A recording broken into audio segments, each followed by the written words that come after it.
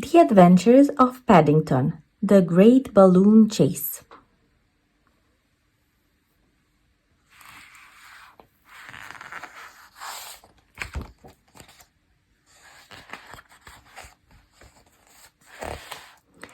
Dear Aunt Lucy, Mr. Brown often says I have my head in the clouds.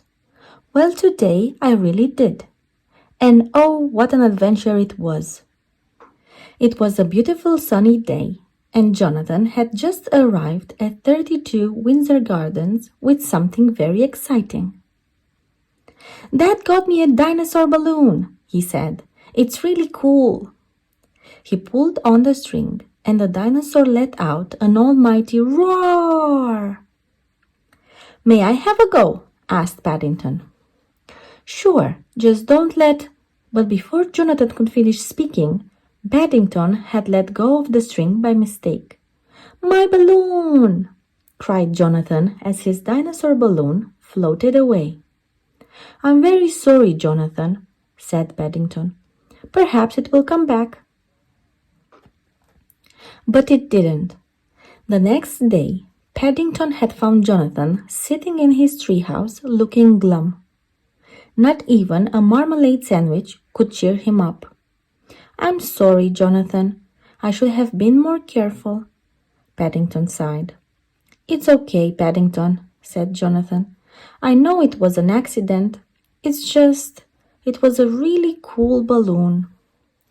Paddington was determined to make things right. In his room, he found his patched-up piggy bank. "Rattle, rattle. I'm sorry, Mr. Piggy. I know I promised I wouldn't do this again, but this is an emergency." Smash, clink! Paddington rushed to the park. "One dinosaur balloon, please," he said. "Certainly," the man replied, handing a big bunch of balloons to Paddington. "Hold these for a moment. I'll just get your change." Suddenly, Paddington felt his paws lift off the ground. Air whooshed through his fur as he looked down at the park below. Oh! Paddington floated down a busy street. A double-decker bus was headed straight towards him. He was going to crash. Luckily, a big gust of wind blew Paddington up and out of harm's way. He bumped across the roof.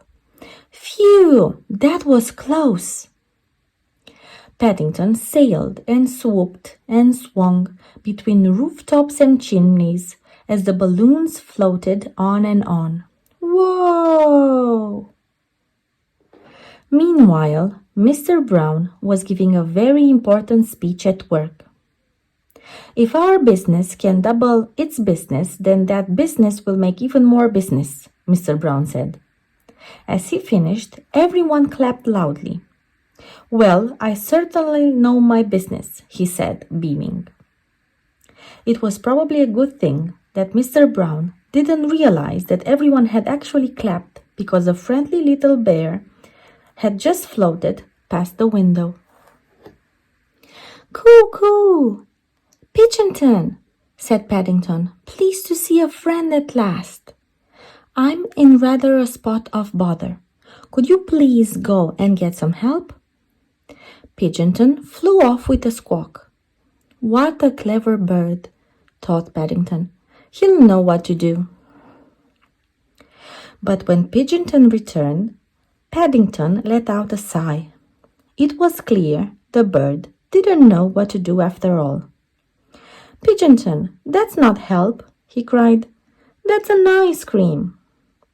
Pigeonton flew away. "Wait! I didn't say I didn't want the ice cream," cried Paddington. Paddington clung tightly to the string of the balloons as they took him high above all the sights of London. He flew over Tower Bridge, round Nelson's Column, and even past Big Ben as it chimed 4 o'clock. Paddington's entire body shook as the bell rang out 4 times. Boing, boing, boing, boing. Paddington floated above the clouds.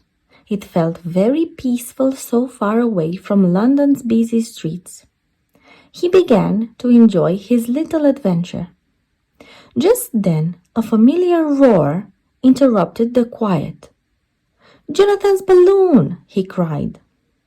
He wriggled and jiggled to reach it. He stretched out a paw, just a little bit further. "Got it," he said, grabbing the string.